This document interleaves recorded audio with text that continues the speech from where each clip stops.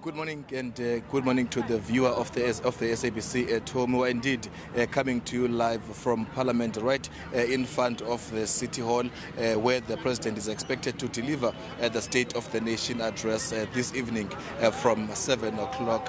What we're doing now on the ground, we are having conversations with political parties on their expectations on what President Cyril Ramaphosa is expected to say, or at least what they expect the President to say in terms of delivering his State of the Nation address. Right now, here at the SABC, we are joined by the Parliamentary Leader of Action SA, Mr. Athol Trollip. Thank you so much, sir, for joining us. In essence and in the main, what do you say you are expecting from President Ramaphosa? I overheard you earlier on saying that this is a full year of the GNU. What does that mean?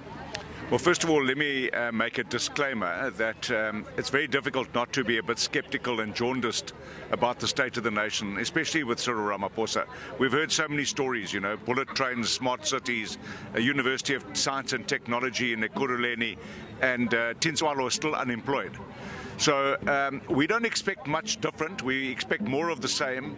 But this is the first full year under the GNU, and we expect to hear what the GNU has offered differently to South Africans.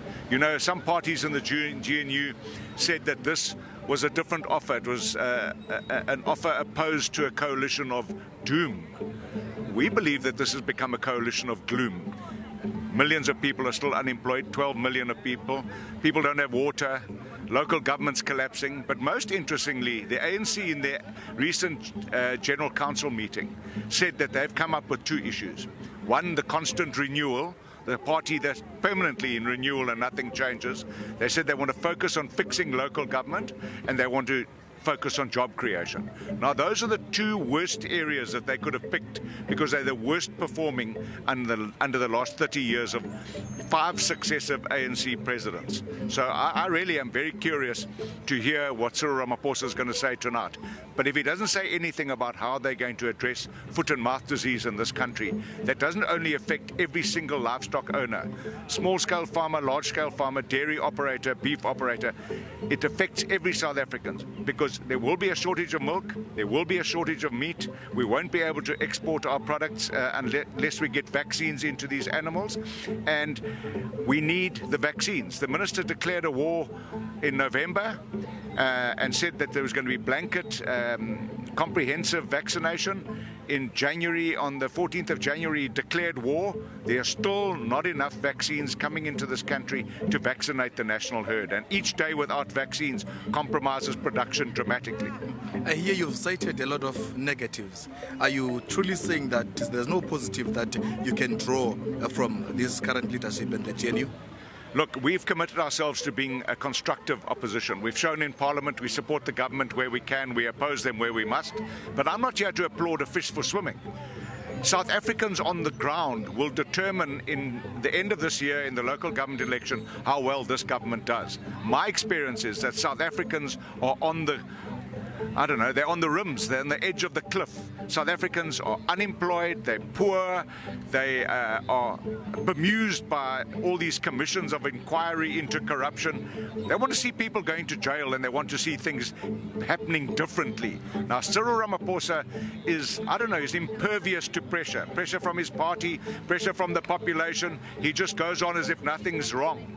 Well, things are wrong in South Africa, and the things that are going well, like agriculture, for the only sector that's growing is because of the resilience of farmers and the independence of farmers. And now they're being held back by a government who can't control a state-controlled disease. So the government can't claim any easy victories about life in South Africa. It's tough. Mr. Trollip, thank you so much for joining us. There you have it, the parliamentary leader of the Action SA saying that up to this day, Tinswalo is unemployed, basically basing that on the promise of addressing unemployment by President Cyril Ramaphosa on his previous addresses. We are going to be stationed here and talking to various people and stakeholders and political parties on the expectation of the President when he delivers his State of the Nation address at 7 o'clock. But for now, it's back to you in Auckland Park.